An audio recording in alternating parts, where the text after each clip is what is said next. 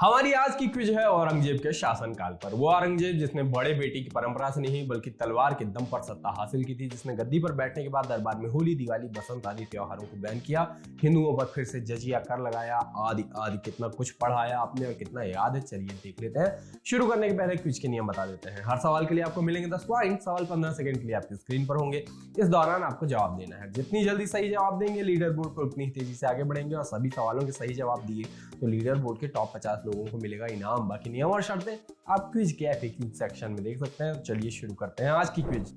पहला सवाल, धर्मत का युद्ध इनमें से किन के बीच लड़ा गया था? शाहजहां पर तो आपने पिछली ही क्विज खेली थी, तो इसका जवाब आपको दे लेना चाहिए। शाहजहां के बेटे को याद करिए। राजा किसी को बनना था, बना था कोई और, क्या था मामला?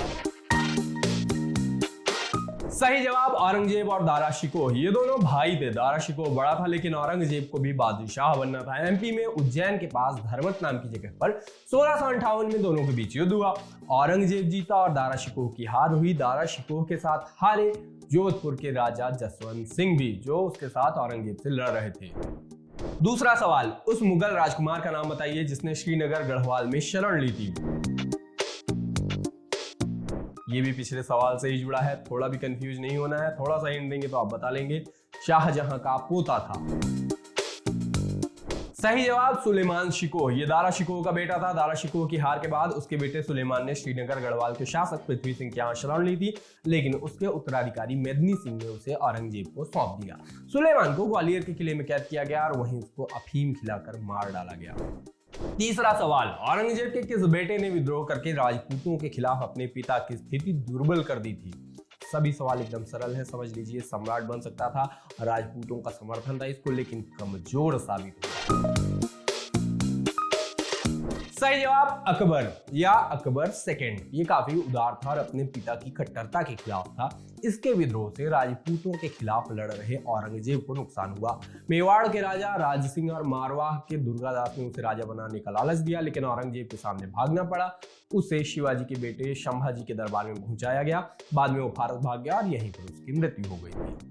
चौथा सवाल, साल 1665 ईस्वी में औरंगजेब ने किसके साथ पुरंदर की संधि की थी? सबको पता होना चाहिए। हिंट दे दें तुरंत बता लेंगे। मराठों से थी औरंगजेब की लड़ाई, लेकिन ऑप्शन में तो 2 मराठे हैं। आप बताइए।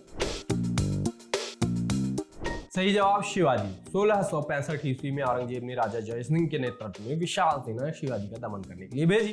कछवाहा शासक जयसिंह को लगा कि बीजापुर जीतने के लिए शिवाजी से मित्रता जरूरी है, इसलिए पुरंदर के किले पर विजय और राजगढ़ की घेराबंदी के बावजूद मुगलों ने छत्रपति शिवाजी से संधि की। पांचवा सवाल, इनमें कौन सा नाम औरंगजेब को जनता द्वारा दिया गया था?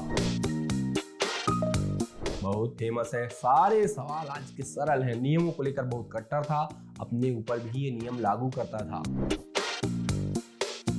सही जवाब जिंदा पीर। औरंगजेब अपने धर्म और नियमों को लेकर काफी कट्टर था और जो भी नियम जनता पर लागू करता था उसको खुद पर भी लगाता था, खुद भी उसका पालन करता था। इसीलिए उसके समय के लोगों ने उसे शाही दरवेश कहा और मुसलमान उसको जिंदा पीर के रूप में मानते थे। छठवां सवाल, दक्षिण के किन 2 राज्यों पर औरंगजेब ने विजय प्राप्त की थी? काफी मजबूत राज्य थे। शाहजहां के समय में भी इसे जीत लिया था, लेकिन दारा शिकोह ने शाहजहां से कहकर रुकवाया था। सब बता चुके हैं आपको हम पिछली क्विज में। सही जवाब बीजापुर और गोलकुंडा। औरंगजेब को 1652 ईस्वी में दोबारा दक्षिण का सूबेदार नियुक्त किया गया। याद करिए पिछली क्विज। तो उसने बीजापुर और गोलकुंडा पर आक्रमण किया और दोनों राज्यों का विध्वंस भी करने वाला था, लेकिन दारा शिकोह की सलाह पर शाहजहां ने इस युद्ध को रुकवाया। लेकिन बादशाह बनने के बाद औरंगजेब ने इस अधूरे काम को पूरा किया और दोनों राज्यों पर कब्जा किया। सातवां सवाल, गोलकुंडा के किले पर जब औरंगजेब ने अधिकार किया उस समय वहां का शासक कौन था? ये थोड़ा मुश्किल है, याद होगा तो बता लेंगे। एकदम तबाही मचा दी थी औरंगजेब ने यहाँ पे। बताइए कौन सा राजा था वहां? सही जवाब अबुल हसन कुतुब शाह।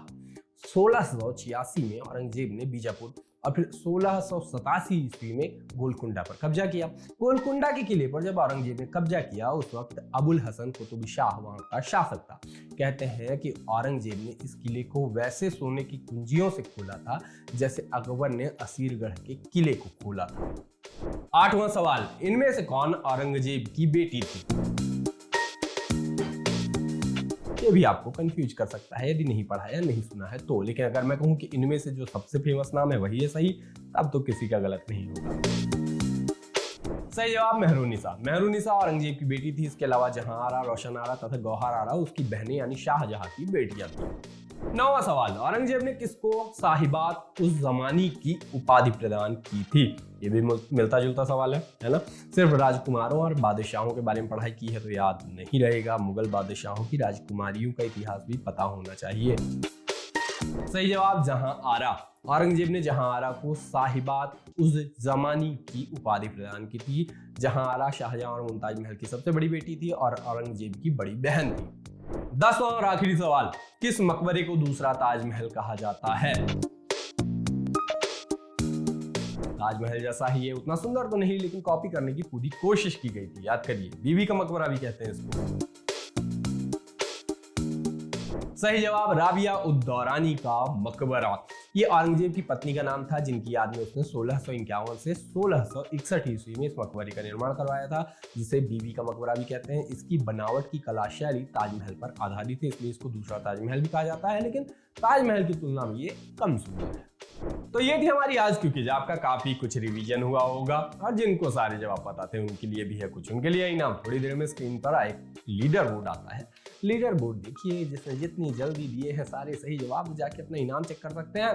बाकी लोगों के लिए क्या, बाकी लोगों के लिए ऐसी ही और भी क्विज खेलने के लिए, इनाम जीतने के लिए आपको लर्न टॉप ऐप से जुड़े रहना है। सोमवार से शुक्रवार रात 9 बजे उस पर क्विज खेलनी है।